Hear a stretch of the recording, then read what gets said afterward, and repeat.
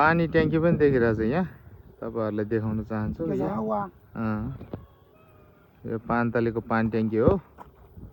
हजुर यता आएर यो चाहिँ पदमपोखरी एरिया हो पदमपोखरी स्कुल यहाँ छ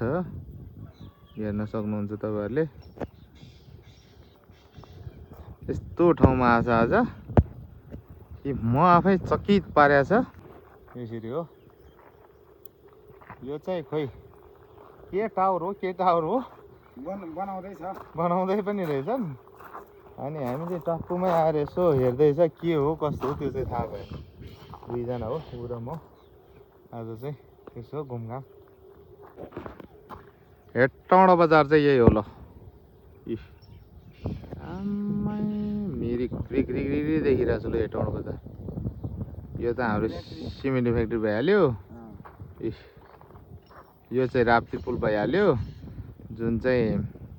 हाम्रो यो नारायणघाट जाने बाटो है साथीहरु आउनुहोस् घुम्नुहोस् यो ठाउँ एकदम राम्रो छ रहेछ ल